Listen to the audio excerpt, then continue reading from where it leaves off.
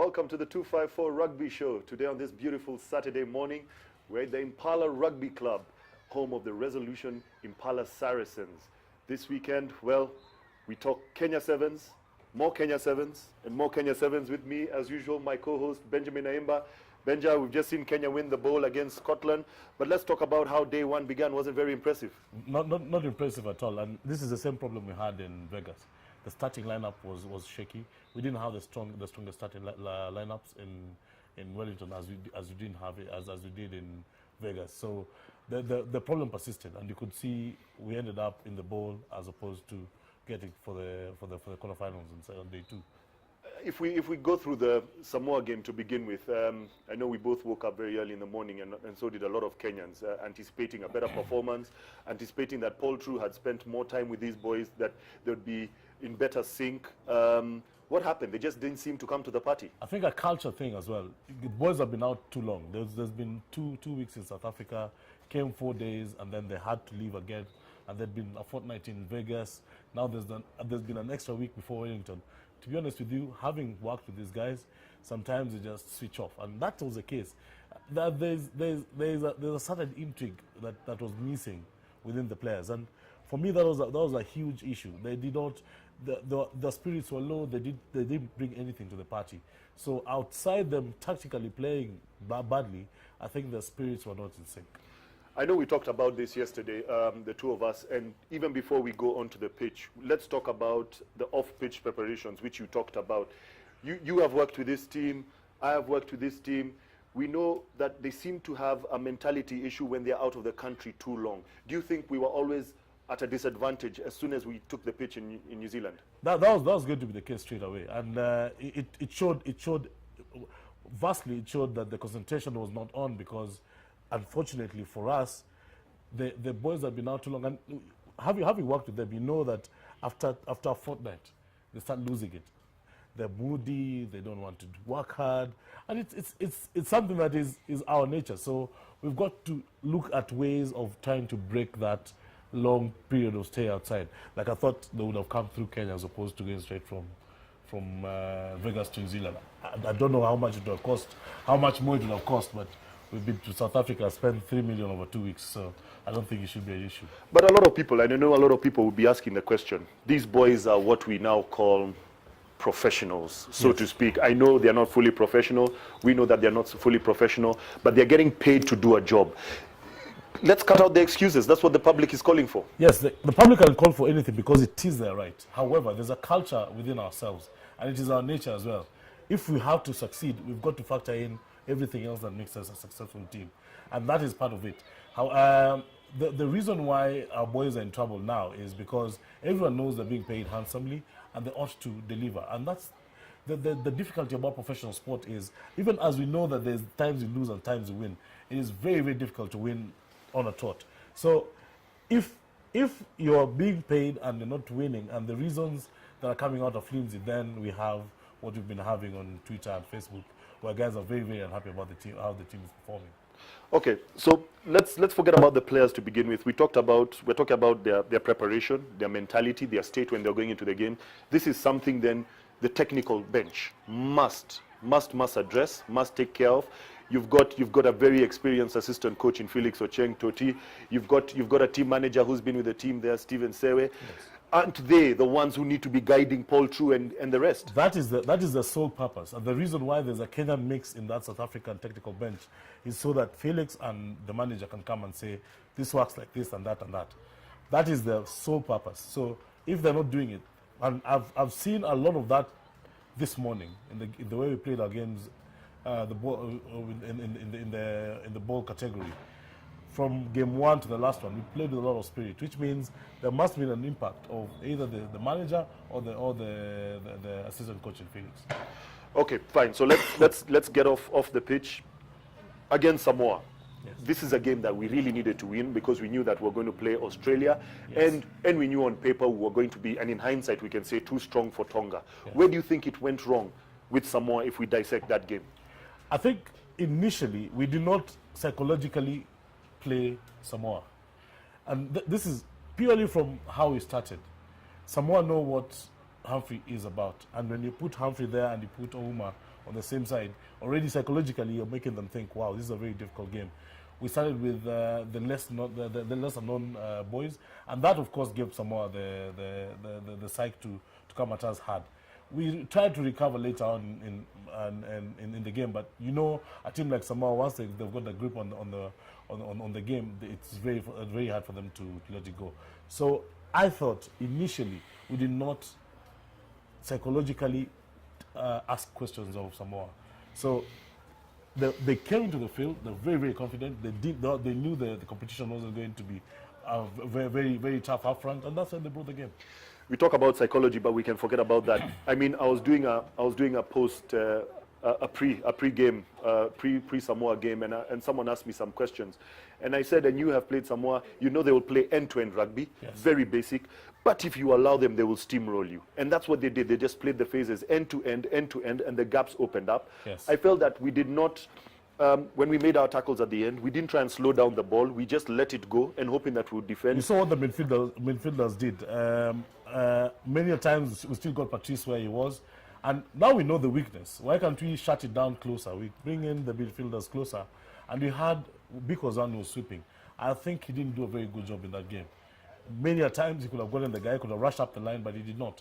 And that made it very easy. Once they break the first line of defense, it was easy for them to go through.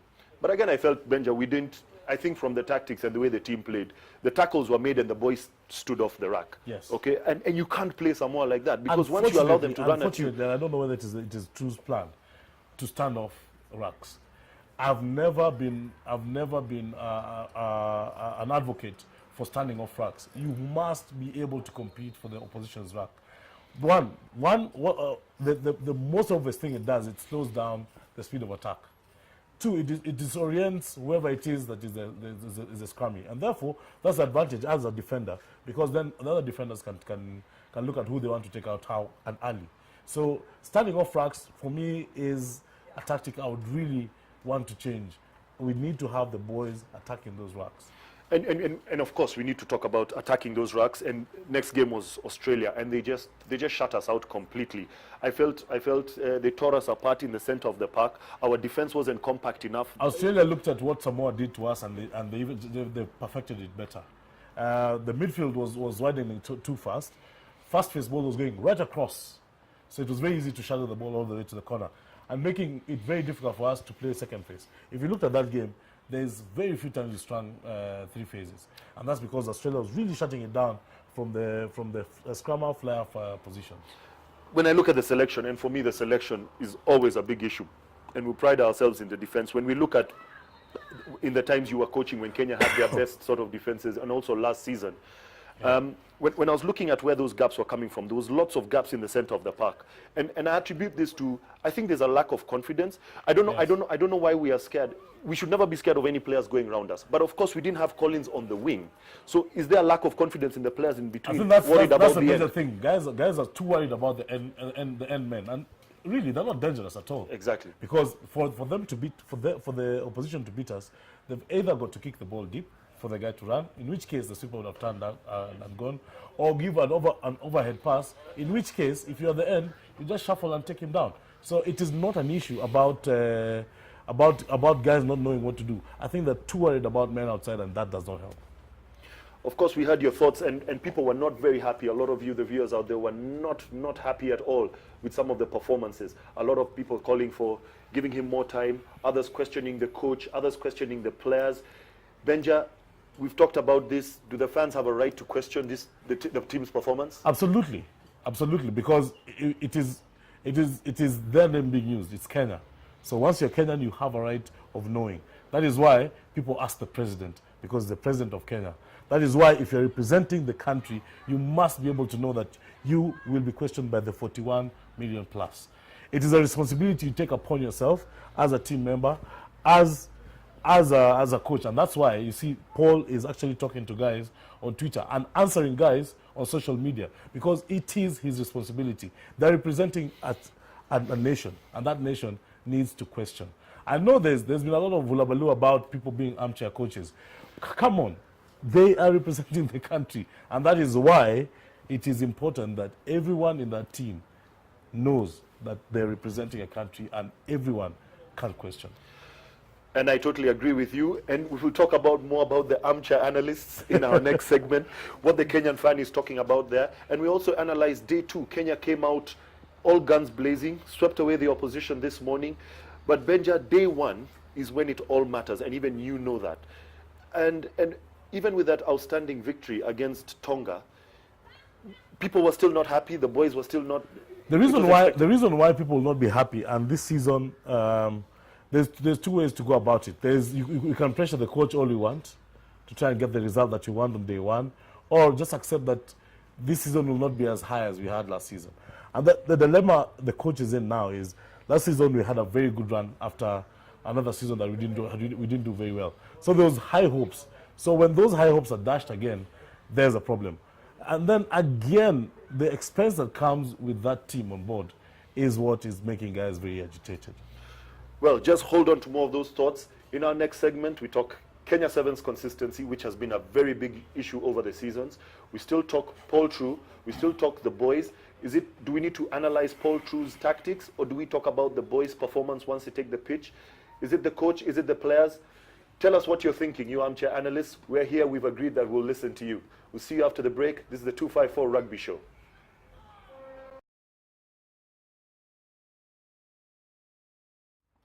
Welcome back to the 254 Rugby Show. This Saturday, we're at the Impala grounds, home of Resolution Health Impala Saracens. All the rugby players in Kenya must be very happy. We had a lot of rain last night, so the grounds will be really soft for today's games. But we'll talk about Kenya Cup later on. We're still in the Kenya Sevens. Benja, a big issue. You were with the team for a long time, both as a player and as a coach. And now you're watching and analyzing from the sides. Consistency is a very big issue with our boys. I mean, today they were just awesome. They're brilliant. I think I felt so happy to wake up and see them playing like Kenya ought to play. And the consistency is just about understanding the players. And I think, you remember we spoke about this. And Paul just needs to know how these boys tick. We are a different breed of people, completely. You cannot bring any other system to run the Kenyan system. You must devise a system within ourselves. You saw it, I saw it. You must Kenyanize everything so as everything falls in place. And I could see the difference of the difference between yesterday and this morning. What happened was the boys were happy to play, and I think he ought to try and put the boys in a happy place. I could see Felix's hand in today's performance. It was very, very obvious. It's interesting you mentioned that, because I was having a chat earlier on, and I promised not to quote him, but I must. Former 15s forwards coach Edward Kenyan, and we were talking earlier, and I asked him what does he feel that what was the difference? What was the difference, yes. And he brought up 3 issues. One was maybe they are listening to the coach. There must be some sort of impact. They're finally listening to the coach's tactics. The boys are going there and playing with more, expressing themselves. Yes. Or we're just playing weaker opposition. But what do you put it down to? Weaker opposition is relative, because on a good day, the teams we played this morning are very, very tough customers, whichever way you look at it. France is not a pushover team, neither is Portugal. They've made the quarterfinals before. So for us, it was that being happy about playing. You could tell from the body language that guys wanted to stick in there. And it was pouring with rain. Very few mistakes and very switched on. If they listened to the coach today, it would have been a very, very quick switch. So there must have been something that was injected in there that has not been in the last 3 weeks. And that, for me, is Felix Ochieng. And I can actually see it, because I've worked with Felix as a player and I've worked with him as an assistant coach, and I know what he can do to the players. You can see him sneaking into the boys' straight rooms away, at yes. night and having a chat. Yes. Paul True, I hope you're not watching this, but Felix tends to do some of those things. You can see him sneaking in, having a chat with the boys at night. Yeah. Yes, I've worked with Felix. Hiding his computer, and walking past you like there's nothing, and then he goes and shows the guy, no, this is what if you do this, if you did this and did this, this is what you...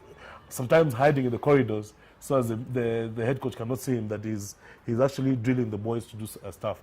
And that is what Felix brings to the table. So, and I know there's a lot of call for this, and even yesterday there was a lot of call for Benja to be called back. A word used there, Kenyanize it. We must Kenyanize it. We'll get the foreign coaches coming in, but yes, they will bring their their tactics and expertise. their expertise and the extra knowledge of the game, but it must remain Kenyan. Largely, it must remain Kenyan. And we don't have to bring back Benja or Mojo or Charlie. We just have to work with the guys who are there. And we have Toti anyway. And we've got Sarah, like you said. Just help these guys make the Kenyans be happy to do what they're doing. Because once those boys are happy, everybody is in trouble. One boy who was definitely happy this morning. Oscar was extremely. Ayodi was something else. And this is the athleticism and the vigor and what he brings to the team. He's a major all-rounder. And I see the excitement in Paul too when that boy picks up the ball, because I can feel the goose pimples in myself. And when you put somebody like Oscar and Billy or Diambo as the new kids on the block, and you have Oscar Uma, who's the experienced player and is only 25, you can see the excitement that is building within this team for 2016. Obviously, a big loss to the team from last season is William Baka. Do you see Oscar being able to fill these shoes? Because, I mean, I remember his first try. He scored lots of tries this weekend, but his first try against Scotland in the Bowl final, yes, he ran 30 meters across, yes, and then 30 meters. And what I love about this boy, Charlie, is that he's a complete athlete. He's got the little offloads. He can get the good pass. He's got the attitude. You know, you look at him and think, wow, this is actually a game winner on his own. And the difference I see between him and Mbaka is Mbaka needed somebody to psych him to become the monster. Oscar is already the monster. Now, if you put what he's got in terms of skills, my goodness, we've got a super athlete. Well, Oscar, if you're watching this, and I know maybe you will later on, keep it up, boy. The only thing we'll be talking about is your hairstyle. Let's big concern there, Oscar, but we shall talk about that. Benja, let's move away from Oscar. He was maybe our player of the tournament for Kenya. Yes. What about our captain Collins? Do you think he's comfortable in that position? Do we think he's being closed down, not playing on the wing? With Collins, I'd like the coach to have a word with him and let him know that he's top just being another brilliant player. He's got to use his play to inspire others. Yeah, with the absence of his brother starting in the team, he's got to be able to be the guy who marshals the team. Collins is a more laid-back player. He doesn't go all out there and tell you what's going on. The best way to be a captain in Collins' way is to do things right. I can see him trying to get that role going. He's been thrown in there and he's playing off position plus being a captain. So it's a very hard task. But I can see him coming out now and making decisions. He still has to see the approach, because I see him getting agitated when things are not going right. And the players actually are feeling the tension. Like yesterday, I think a couple of times he dropped the ball and he was very agitated at one of the new boys. And that sometimes just bogs down the team. But this morning, I saw a different him. I saw a him that wants the team to succeed. He's actually doing things so that the other guys can follow. And that's very, very good a lead. But this is easily one of the best wingers in the world. His stats speak for themselves. I think he's fourth highest in all-time stats. He's going to pass Fabian Juries by the next tournament. Yes. Yeah, I mean, the guys above him have all stopped playing. And don't we just allow Collins to do what he does best? Put him on the wing, give him the ball, and allow him to score. That would be super. Now, I don't know whether it was a tactic that Paul wanted to put in him. Paul wanted to put the leadership bit in him, because we have halfbacks that if we put in that team with Collins as a captain outside, it's going to be total chaos. Ayange Felix. Yeah, that was my next question. This is a super... Going to Tokyo and Hong Kong. Yes. I mean, we need to sort out that halfback position. I think now Paul has actually seen the deficit of not having a true halfback in the team. And it would be very naive for me to think that he won't pick up somebody like Ayange to fill that space. Ayange is he's now the guy who completes Oscar Ayodi's athleticism. With Ayange there, and the senior of them all, Collins, being outside, being the leader, my goodness, it's like heaven, man. And just to have an extra halfback, doesn't that just ease off the pressure of Biko? I think too much pressure on Biko, having to play all the games. He's the kicker, too much responsibility on the boy. And he's not used to it as well. You know, Biko is a kind of guy who's very comfortable kicking and doing his job, and that was it. we are asking him to do a little more extra, and that's the predicament we are in now, not having. But not having Benja, these boys are coming of age. Isn't it time that they can step up and ask a bit extra? Because we've asked them to do, we've always worked with them in that way. Biko has been in that position for the last 7 years. I remember when he came in as a young boy from school, and we made him comfortable in just kicking and doing long passes. What you're asking him now is to arrange the midfield for defense and sweep. And doesn't come to him naturally, obviously. That's what you're And saying. that is why he really struggled. And So remember what we're talking about defense. Because he's the leader in that defense, in the midfield. And Paul realized his weakness and put him to the back to sweep. Unfortunately, he's never swept. So what happens is he waits for the guy to be the first line, then he comes in. He ought actually to plug, according to how Paul is playing, he ought to plug the space where the guy is coming in. So it is something we saw. It's a huge improvement we saw from this morning.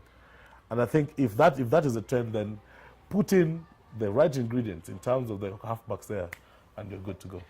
Let's move to the forwards. That's where we both played and had some good times in there. Yeah. Let's talk about Humphrey. He's not starting. He started, I think, the second game against Australia. Is this a case of him not being in shape yet, or does True feel he's a better second half player, or is he just getting the team saying, you know what, Humphrey's time is getting to an end. We don't need to be over reliant on him. True is actually winning the team off him, and that's the main reason Humphrey's in that team now, is so that they can win the team off him playing with them, because there's that reliance of having a leader there, and all of us are comfortable when we have a very good leader, and that's what Humphrey was. I suspect or believe that he's actually winning the guys off him, and you could see in today's games when Humphrey came in, he actually looked very ordinary, and that's because everyone else gave it a step higher, and it is a very strategic thing. I know we've been complaining about him not starting and us not winning games, but I looked at it this morning and actually saw what he is thinking, winning Humphrey off these guys in a very gradual way, because not having him in the team would have still made them think that Humphrey was still available. So right now, as he's weaned off, we are getting guys a little more experienced with the leadership. Very interesting thoughts there from Benja, and it's very, very important that we hear from you. Let us know what you're thinking. Are they winning them off? Is there a missing ingredient in the team? Tell us what you thought about their day 2 performance. Get in touch with us, and we can talk about this all day, all show. We'll try and get more insight, maybe get the players on, maybe get Paul True to come on the show maybe next week, so that we can hear from the man himself, yes, what he's actually thinking, so that we're not second guessing. Remember, he has talked about taking Kenya to the promised land. Yes. We'll talk about a promised land in the next segment, which is Nakuru RFC and their quest for Kenya Cup. See you after the break. This is the 254 Rugby Show.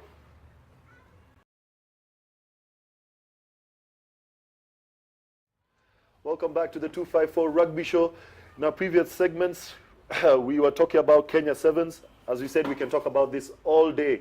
Thank you for sending in your thoughts all week. Keep on sending them. We'll try and go through them as we talk next week and talk more about Kenya Sevens. There's a lot to talk about these boys. But let's come back home locally. We want to talk the Kenya Cup. There was a break last weekend. And Benja, the last time we were on the show, we went into the show before Nakuru played Queens. And KCB were playing Strathmore, the top 4 playing each other. Nakuru did the business, went through a scare, 13 points behind, and then managed to beat Queens. And KCB just walking all over the Strathmore Leos 29-0. Yes. Last weekend, obviously, the teams were on a break. Queens were playing their game that they had in hand against Mwamba. Won that one 22-10, took them into 3rd position. It's shaping up nicely. This weekend, Nakuru play KCB, top 2.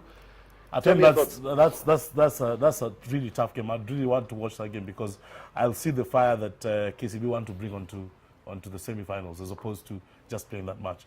They want to give a statement towards as they approach the finals. On the other hand, Top Fry are actually on a different level. They've been very consistent, and I think the players they have a pool immense players. I think they have about 136 players to pick from. So you can imagine, they've been very consistent, they have a big pool, and they have a culture to win. So it's going to be very difficult for KCB to come across with a win then. I mean, you talk about that culture, you talk about, I was watching them play against Queens, there seems to be a general excitement, the sort of thing that we wanted to see from the Kenya Sevens boys yesterday. Yes. There seems to be a general excitement, pride. confidence, pride. This one, the Nakuru are it's a very small town, and everybody knows everyone. And these guys have come through the ranks. So there's the excitement of owning something, and that's the pride that these guys play with. And they are representing Nakuru, and they know that. They travel in large numbers. The fans travel wherever they're playing. So it is the pride that these guys have that is going to make it very difficult for anyone to beat them in the Kenya Cup. I was watching them against Queens, and Queens were at some stage just tearing them apart. They went 13 points up against top fry Nakuru. But just watching the body language of the players, Nakuru, they seem to always be talking. They didn't seem like they were scared, like they were going to lose that game. Isn't that what you need for championship rugby? Definitely. They've actually learned how to do it. They're calm, and they have a certain belief amongst themselves that whatever happens, they're going to come out winners at the end of the day. It's 80 minutes of football. So they're going to grind every single minute to the last second. And that is what they're doing now. They're very, very confident. And like I said, when you're playing with pride, that's all you need.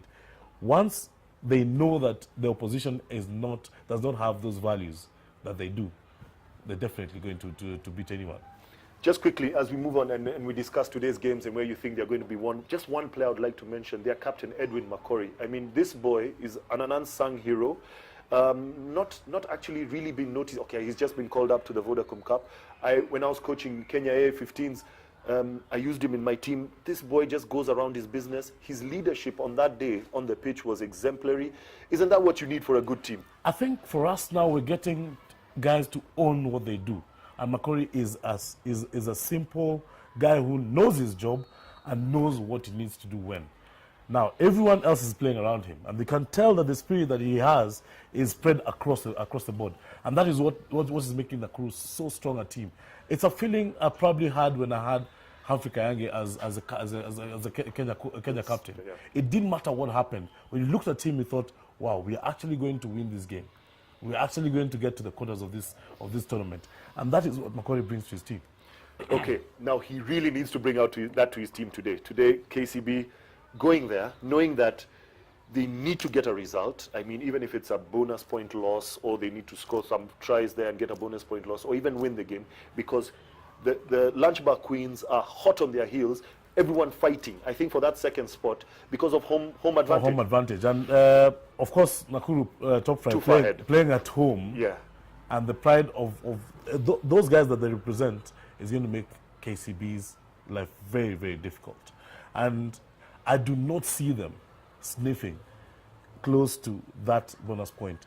It is probably almost impossible that they'll get a whiff of a bonus point. Wow, that's a very tough call there from Benjamin Ayimba. It's very, very, very interesting. But I still rate KCB. I mean, they had a very, very big win against Strathmore, 29-0. I mean, making a very, very loud statement there. Going to Nakuru will obviously be a hard, but do you think they can do it? KCB traveled badly, and the whole season that has been very, very consistent. They're actually the first top team to lose to Impala, who were limping then. So they traveled really badly, and if that is taken on to Nakuru, it's going to be a very, very difficult game for them. In fact, I actually foresee a whitewash if they travel there. They have been. Wow, very interesting. So that then that opens the eyes for Lunchbar Queens, yes. Because with the remaining fixtures, today they travel to Eldoret, which should be a no-brainer, a bonus point. So that means they close that gap on second position. Yes, and that is what they're really aiming at. They know how KCB has been traveling, and they know how many more points they can get in Eldoret. Our cameraman Lele is probably going to be at the game, but they know very well that they can get a lot of points, especially for the points difference against Eldoret. And KCB, it's going to be very difficult for them to put a decent score against Nakuru. We must talk about fourth spot, because now this is looking a little tricky all of a sudden for a team that started the season very well, the Strathmore Leos.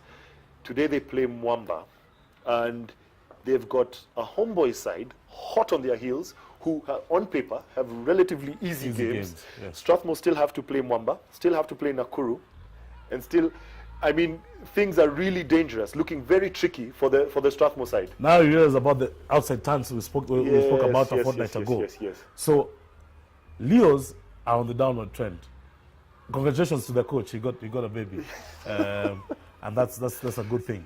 However, the team started a lot of steam, and remember what we're talking about championships. You have to be able to maintain that championship performance week in, week out.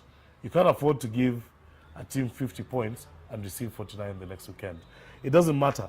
Consistency might be just winning by 2 points and taking that across the board because it's a marathon. Yes. And Leos have still not learned how to become champions. They get a game that they want to run, they run helter-skelter, not worrying, not thinking about what do we do next. When you come across a bigger team, it's part of experience, and they're growing in experience. Unfortunately, again, it's a university side. So as these guys get very experienced, they move on to other clubs. Today they play Mwamba, and Mwamba obviously missing a lot of players in the national team at the sevens, but Mwamba have sort of been able to put some very good fights. 2 weeks ago, they put a very good fight against KCB. Yes. Last weekend, I mean, they just let in the easy points, 22 points very early in the first half against Queens, but tried to fight back and they couldn't. How do you see this one going, Mwamba versus Strath? Mwamba have nothing to play for anymore. Yes. I don't see them, they can... That's the danger again, the Mwamba Strath game, and I think that's why I think Strathmore is going to win. The Leos are going to win. Mwamba have nothing to lose really, and I don't see any of them having the spirit to fight anymore because it's all gone. There's another way of looking at it. There's a leader like Lavin who's on board and will play every game. I think he inspires a lot of the young players.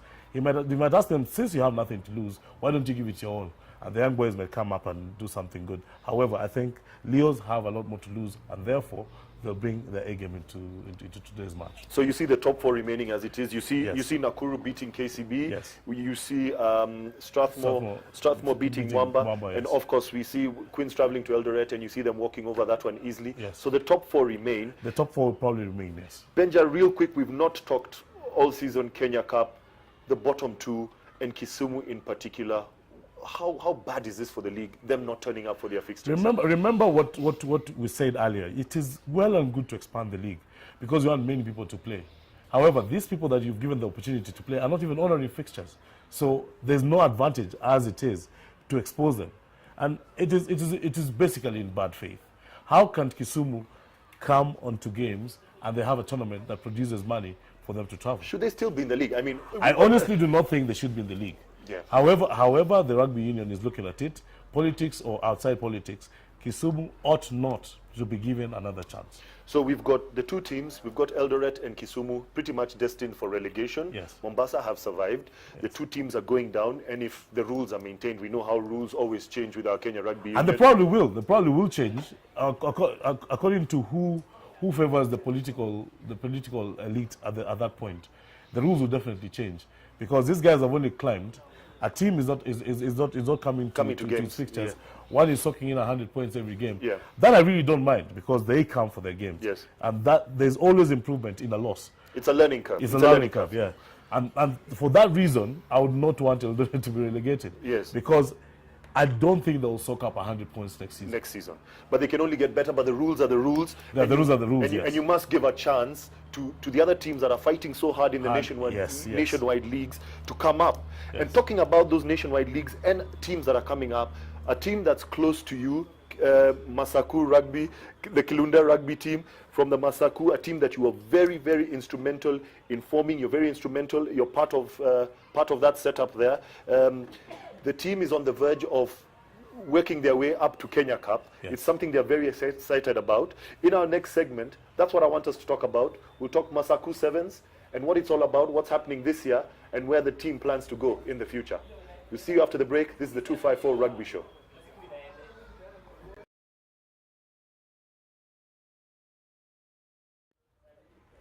Welcome back to the 254 Rugby Show. Now, last segment, we were talking Kenya Cup. Top four, Benja believes it will remain the same. Nakuru over KCB this weekend. Queens should have it easy against Eldoret. And Strathmore to beat Mwamba. Well, Benja, that's fine. Let's talk about the bottom. We talked about Kisumu, Eldoret. Both of them obviously destined to go down. And a team that you've been instrumental in forming, and that's coming up, the Kilunda Rugby Club, in conjunction with the Masaku group, the Masaku Sevens, a tournament that's very popular now. Tell us about some history and how this idea came to be. On a loose weekend, our friend Quicks Nyakwaka, because we do a lot of development with him, asked us to venture into Machakos, and I was not available then. There was a lot of travel, so there's a Saturday that I was available. He just came and picked me from home, and we went off to Machakos. He had asked for one or two guys who were enthusiastic about the community sports, so to speak, to come along. So we had a meeting with them, and after a couple of hours, we thought, wow, we can start a team here. There was an English boy who'd come to do fish farming down in Machakos, and he's a rugby enthusiast, and therefore he brought a team together, and we said the best way to introduce this team into the fraternity, so to speak, is to do a tournament. Okay. And right there and then, 12 weeks later, we had a tournament. And what growth? I mean, this will be your third year.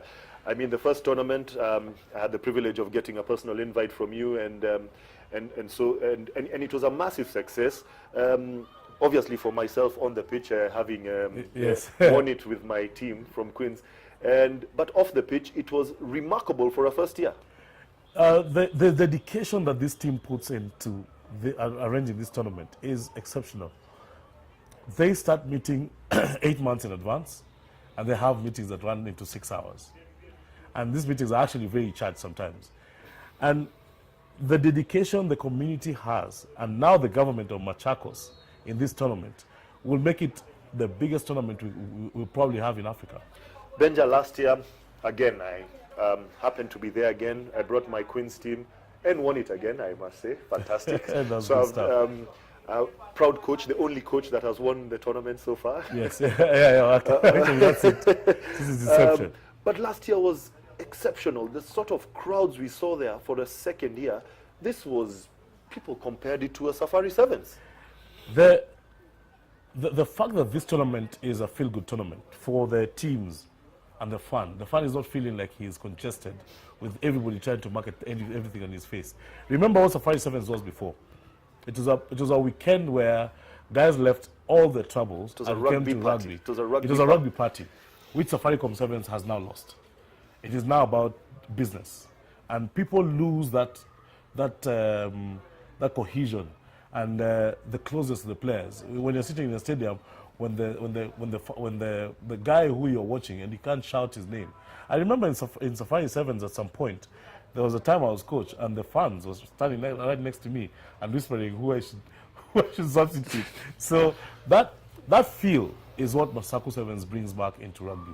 We've gone to commercial with Safaricom Sevens, and the feel of the happiness, the fun, and the fanfare that comes with the tournament is being brought back by Masaku, and that's why it's a big hit. You've traveled all around the world, all sorts of tournaments. We also watch it on TV. You can see that whole rugby atmosphere, yes, and that whole party atmosphere. It's people having fun while watching their rugby, yes, and it's the same sort of thing that's replicated. I know, even taking my players there, they really enjoyed themselves thoroughly on and off the pitch. Of course, winning helps. Yes. Again, what do you owe to this? How do you keep it going? How do you keep it going? I think the fact that you can always introduce new things, like there's a lot going on in Machakos right now. We've got a very, very proactive governor, and the minister in charge of sport is exceptional. She sits in our meetings. Exceptional woman, yes. She sits in our meetings and is very passionate about what she does. So whatever it is the government needs to give the tournament, it is given in abundance. And every little support that we ask for is given to us. Now, with that combination, there's no way you lack ideas to bring people in. We've got a park that is marvelous. We're planning a jazz concert on the Friday to bring in people early, and the Saturday gigs. I'll bring you on to this year. I mean, because again, we've been in a lot of talks, and your preparations have already begun, and that, yes, for me was amazing. You're 6 months, 8 months away from the tournament, yes, and your preparations are already begun. Tell us what you're planning. I know I was privy to some information. We have set up the dates. Yes, the dates have been set, have been set, and we are doing 27th, 28th, and 29th of June. This is traditionally where Safari Sevens used to sit. And it left a void after being held for so long. And this is what we are going to both occupy the spiritual and the physical tournament in that date that was always set by Kenyans to enjoy a weekend of rugby. What's happening that weekend, if you can give us? You talked about a jazz concert. And there's a jazz concert on Friday that starts really early in the day. It's about, I think, midday, and we have a few artists that we are talking to that will come in, a few live artists. And this is in the amphitheater, the only one in Africa right now. So, and it is Masaku, next to the dam. My goodness, it's a beautiful feeling. Yes. And we just want to bring that fun bit, because there's a lot of talk about people don't come to rugby to watch the game, but how do you attract them to watch the game? By bringing things that they would like, so as when they're there, they can stumble into the game and start being fans. You remember, not so long ago when we played, nobody cared about the game. And the only thing, we sneaked back into the country without anybody knowing the Sevens team was out. Yes. And the fanfare that Safari Sevens brought is what built that euphoria. And we've gotten to a level where 40 million people are asking, why are we losing this game and to whom? They don't even know the strengths of those teams. Yes. The fact that we've beaten them in the past, to them, means we should never lose to them. And this is what the fun brings to the game. Let's create the fun. Let the people come for the fun, stumble onto the game, and like it some more. Okay, let's talk. We've talked about off-the-pitch stuff at the Masaku Sevens. Let's talk about on the pitch. What are your plans this year? Team-wise, numbers, what sort of teams are inviting, and the venue where we're holding the tournament this year? The tournament will be held at Kenyatta Stadium, and this is the newly refurbished stadium, and it's been done very, very well. It will take well over 20,000 guys all over the place, and probably more standing, because there'll be a lot going on. The village will be much bigger. The vendors the vending will be much bigger. There's lights there, so Saturday we're going into the night. And then we are planning to get 4 international teams as well, just so as to bring the international feel. And these are clubs as opposed to the nations that come to Safari Sevens. Benja, I won't put you on the spot, and I know this tournament is one of the few, and I happen to win both. I must repeat that. And one of the attractions of the tournament is prize money. And yes. I know I was privy to some information. I know we shouldn't mention it now, but I want you to stay tuned to 254 Rugby Show. These guys have some big money to attract the teams to get there. Big prize money. I think that information will come out soon. So you better start getting prepared to come to that Masaku Sevens tournament. Fortunately for some coaches out there, I don't think I'll be coaching this season, so you have a chance to win some of Benja's money. Benja, let's talk about sort of the corporate support that you've gotten, especially from the local businessmen in that area. And the beauty about Machakos is the locals are so passionate about their product. What made it easier for us when we went in there with Quicks is that the local guy is so proud of his community. He's ready to give any little thing that he's got. And let me talk about Peter Bullei's supermarkets. These boys, there's about 4 of them who work really hard to make that tournament happen. They help us with a lot. In fact, what they do for us is so much. The money we would have spent, we actually save a lot to go into other details. And many more small local businesses that have built this tournament, this community tournament, to become an international one. And that is what we don't want to lose. And whatever happens in the future, Masaku Sevens will never lose that community feel. We want these guys who were involved from the onset to keep getting involved. We might include other people, but not shut down everyone. It's obviously become, from the numbers, it's obviously become, on sheer numbers, the second largest tournament after the Safari Sevens. So we can easily say, in Africa, that is the second largest tournament. Yes, because, it is, yeah. I mean, even aside from the RB circuit, I mean, that is... That's it. It's basically the second biggest tournament. So any plans to join it up with the local series? And I know there's been calls for that. The corporates have been asking for it. The rugby union has been asking for it. But that will take out the fun. And our major thing is to make it community-based, to bring in the fun. And I feel them. Everyone wants to be part of a success. However, this success has brought much more to the community than everybody else. And therefore, we want to keep it international. And that is the reason why we won't go into the circuit. It's a very unfortunate situation. However, for us to keep that integrity of the tournament, that is it's got to stay. So you feel that if joining it in the local series will sort of water it It down? will water it down, because what happens then, there's a blanket sponsor who says, I buy from the rugby union, then the rugby union disburses how they feel. That takes out that little Mamamboga I cut a deal with 3 years earlier, who was the only one who had the belief in the tournament. Yes, Yeah, very important. believe you me, there's people we approached before that tournament went off, and they couldn't touch us. Then they'll come and say, we want exclusivity. And that is what we're trying to avoid. We do not want to go so commercial that we forget those that supported us when little. Of course, very interesting sights there from Benjamin Ayimba. He's been very instrumental in the Masaku Sevens. And you had the dates June 26th, 27th, and 28th. Keep those dates free, because it's going to be a big weekend you don't want to miss out. Very good rugby coming your way from the Machakos County. We've talked Kenya Cup, we've talked Kenya Sevens. Please keep your thoughts coming through on our Twitter handle at 254 Rugby Show, our Facebook page 254 Rugby Show. Keep on telling us your thoughts. Keep on writing to us. We thank everyone for keeping in touch with us. It keeps us informed. It keeps us talking. Yeah, and keep on interacting. There's nothing like armchair analysts. Ask the hard questions. This is where you can ask the hard questions. Yes, and you'll get some serious answers. And if you'd like to be part of the show, get in touch with us. We can bring you on. Come and share your thoughts. We've had some very good, exciting shows in the past. I think we've got a new Twitter follower who's been very enthusiastic. Yes. I can't remember her handle. Yes, Shelley, thank you very much. Yes, Shelley, thank you very much for your... It's good to mention her, because she's been very, very active this week. Yeah, and to everyone else who's been active, keep on interacting with us. We're here for you. The game is about you. Keep on asking your questions. 254 Rugby Show. Let's interact, and we see you next week. Benjamin, thanks a lot. Cheers. It's been a good one. Yeah. Thank you very much. We'll see you next week.